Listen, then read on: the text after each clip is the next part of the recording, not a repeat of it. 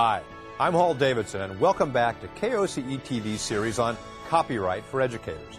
All the resources you see here are available online at copyrightaeducation.org and copyrightaeducation.info.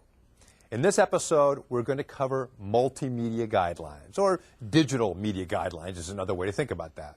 I want to tell you up front that when we are talking about incorporating digital media or multimedia into projects for teaching or for learning, we are relying on guidelines. These specifically are the Conference on Fair Use Multimedia Guidelines. They are not law, they are guidelines that grew out of a conference where educators and copyright holders sat down together. They are more than 10 years old, a very long time in technology years, but they do give you an idea of what is appropriate usage. They can offer you guidelines for your decisions in the classroom.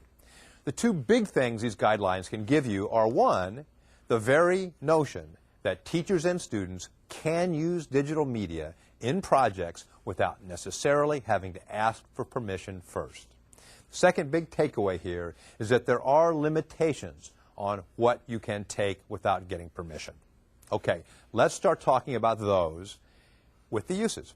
What are the uses for multimedia? Well, students can create works for use in a course. Teachers can create materials for teaching.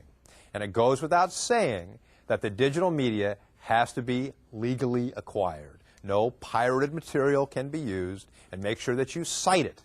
Now, be careful what material you download from the web. If it looks illegitimate, it just might be. Sometimes you see free cartoons or videos from some sites that are not legitimate. Just use common sense. I think you'll figure that out. Now, that being said, you can use just about any kind of media in your multimedia projects.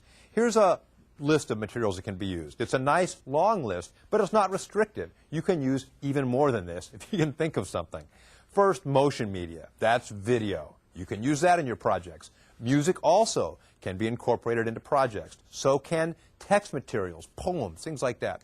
Also, graphics. Illustrations can be used. Photographs can be used. Digital software can be used. And all of this can be blended with your own original work. Really, you can use just about anything you can think of as long as it's legally acquired, and that you cite your material so people know where it came from. Now, understand that if the copyright holder has granted permission for use, as increasing numbers of copyright holders are doing, you don't have to follow any restrictive guidelines. But if you can't find the copyright holder or you don't have permission, that's what these are for. These are recommended limitations of each kind of media. And here they are. Motion media, that's video. You can use 10% of the work or 3 minutes, whichever is less. With text, you can use up to 10% or 1,000 words, whichever is less. And that means pulling it into your own projects. You can use poems. You can use all of a 250-word poem. You can use more from a longer poem. There are some restrictions. You have to use 3 poems, by no more than 3 poems by the same author, or 5 poems from different authors. Okay? Music, lyrics, music videos, you can use up to 10% of the work or 30 seconds maximum.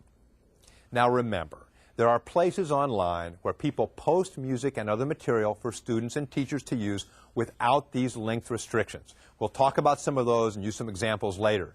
But these are the guidelines when you don't want or can't get permission. Okay? All right, back to these. Photographs and illustrations. You can use an entire work, but try not to use more than 5 images per photographer or artist, and not more than 15 or 10%, whichever is less, from any one published work. All right, you can actually use copyrighted databases or tables. You can use up to 10% or 2,500 field entries. Now, that's one I haven't seen used yet, but since you can move spreadsheets into iPods, you might start seeing this more frequently. You can move presidential data, state capitals, periodic tables onto an iPod. So it's not unrealistic that this part of the guidelines would be used. All right, there's also a time consideration here. There's a time frame. The time frame is this. Students can keep their digital multimedia projects in their portfolio for life. They can use it for job applications or for college applications. They can do it, basically they can keep theirs forever. Each author that uses it can keep one copy. Teachers can keep projects for 2 years or longer if they get permission from copyright holders of anything they've used in their work. There are more details on our website, so be sure to go there for the full picture. Again, I just want to say, these are the guidelines when permission is neither asked for nor granted. Teachers or students can use multimedia in this way, whether the copyright holder gives permission or not. But there are copyright holders, we like to think of them as good copyright holders, who allow students and teachers to do much more than the limitations in these guidelines. Here are a few.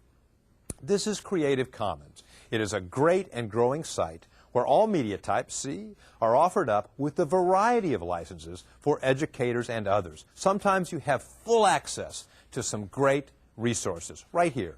The Commons was an area of a village that everyone shared, so this is a Creative Commons. It's a wonderful idea.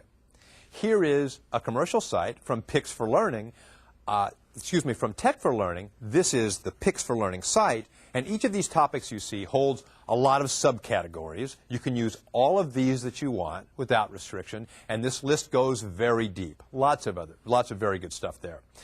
Here's my favorite music site for classrooms, freeplaymusic.com.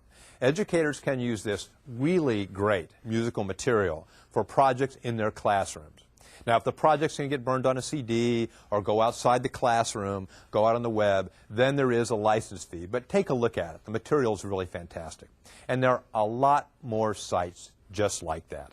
Explore, use multimedia and digital video and music in student projects. Create projects to teach with, because learning will follow. This is a multimedia generation of students. Use it, take these guidelines, go forth and teach, and thank you for watching.